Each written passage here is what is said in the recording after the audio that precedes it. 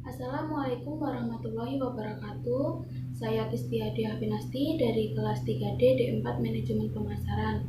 Di sini saya akan membahas atau menjawab pertanyaan terkait dengan soal UTS e-commerce, yaitu yang pertama dari kejadian COVID-19 ini, apa yang berubah di pasar dari aspek perilaku konsumen. Dari aspek perilaku konsumen dengan adanya COVID-19 ini pastinya berubah ya, bahkan berubah drastis. Yang biasanya orang-orang atau konsumen bisa keluar rumah dengan bebas kapanpun, bisa nongkrong, bisa berbelanja kapanpun, mereka jadi dibatasi dengan adanya COVID-19 ini, dan mereka diharapkan untuk melakukan social distancing. Nah, dengan adanya social distancing ini, sekalipun mereka keluar untuk berbelanja, misalnya untuk berbelanja bahan pokok untuk kebutuhan di rumah, mereka akan melakukan panic buying. Panic buying ini yaitu membeli barang atau kebutuhan dengan keadaan seseorang itu dalam keadaan panik. Nah, panic buying ini mereka membeli sesuatu kebutuhan, berarti dengan contoh membeli kebutuhan pokok dengan jumlah yang sangat banyak atau yang sangat besar, dengan tujuan mereka berpikiran bahwa dengan mereka membeli jumlah yang sangat banyak, mereka bisa menyimpan barang-barang tersebut sebagai stok untuk jangka panjang di rumah. Dengan adanya panic buying tersebut, dampak buruknya yaitu mereka yang ketinggalan atau membeli di akhir, atau mereka yang lebih membutuhkan akan kehabisan barang pokok atau barang kebutuhan makanan tersebut. Dengan adanya panic buying yang memberikan dampak buruk bagi orang lain, pemerintah mengeluarkan batasan untuk pembelian setiap orang dalam berbelanja bahan pokok. Seperti contohnya, per orangnya hanya bisa membeli maksimal 10 kg beras dan lain-lain. Selanjutnya yaitu dari kejadian COVID-19 ini, apa yang berubah di pasar dari aspek pelaku bisnis.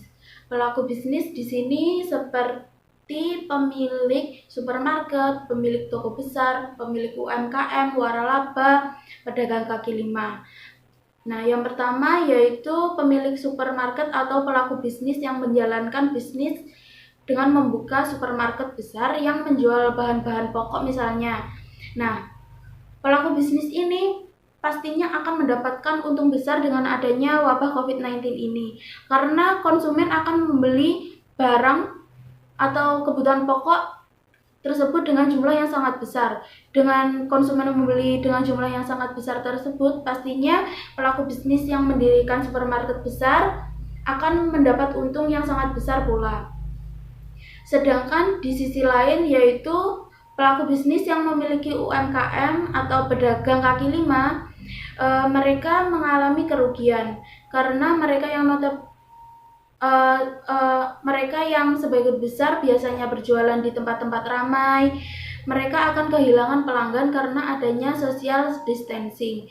Apalagi dengan adanya COVID-19 ini, pemerintah mengharuskan menutup tempat-tempat wisata, tempat umum, dan tempat yang menimbulkan seseorang itu bergerumbul seperti itu. Padahal UMKM atau pedagang kaki lima itu sebagian besar kan berjualan di tempat-tempat ramai seperti tempat wisata tersebut. Jika pemerintah mengharuskan tempat wisata atau tempat ramai tersebut tutup, otomatis pedagang kaki lima atau pemilik UMKM tersebut juga akan merugi karena pelanggannya akan hilang atau tidak ada. Selanjutnya adalah apa yang saya lakukan jika saya sebagai pelaku bisnis.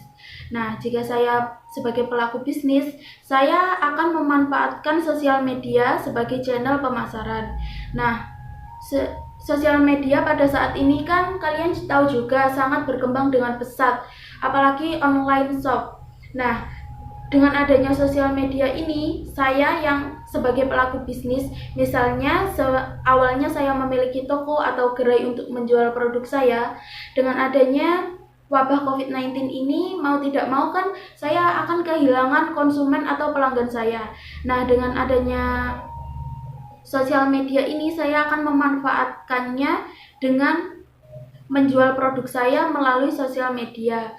Saya akan mengubah cara penjualan saya yang awalnya saya menjual barang itu uh, lewat toko atau secara offline langsung kepada pembeli. Saya akan mengubah penjualan saya secara online, yaitu memasarkan produk saya melalui online dan dengan cara take away atau langsung diambil atau dibungkus atau bisa diantar melalui jasa pengiriman ojek online, atau jika lokasinya terlalu jauh maka melalui jasa pengiriman.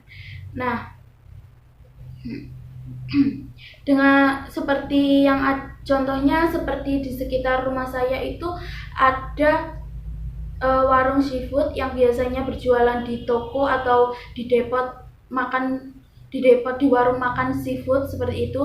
Dengan adanya COVID-19 kan mereka jadi kehilangan hampir 70% dari konsumennya. Jadi mereka itu akibat adanya COVID-19 ini mereka jadi menutup warung seafood tersebut dan membuka akun Instagram untuk menjual masakan seafood tersebut. Mereka jadinya itu memasarkan produk-produk mereka melalui sosial media tersebut, melalui Instagram. Mereka setiap harinya itu menpost atau mengupload masakan-masakan mereka dengan harga, dengan detail. Misalkan ini produk apa dengan harga segini, dengan ukuran segini, seperti itu. Dan konsumen jadi bebas untuk membeli dengan sistem bisa mengambil ke tempat orangnya tersebut atau melalui kurir, atau bisa diantarkan dengan pegawainya mereka. Menurut saya sosial media seperti memasarkan lewat Instagram seperti contohnya tersebut sangat efektif dengan adanya dampak dari wabah COVID-19 tersebut. Sekian dari presentasi atau penjelasan dari saya. Ada kurang lebihnya mohon maaf. Wassalamualaikum warahmatullahi wabarakatuh.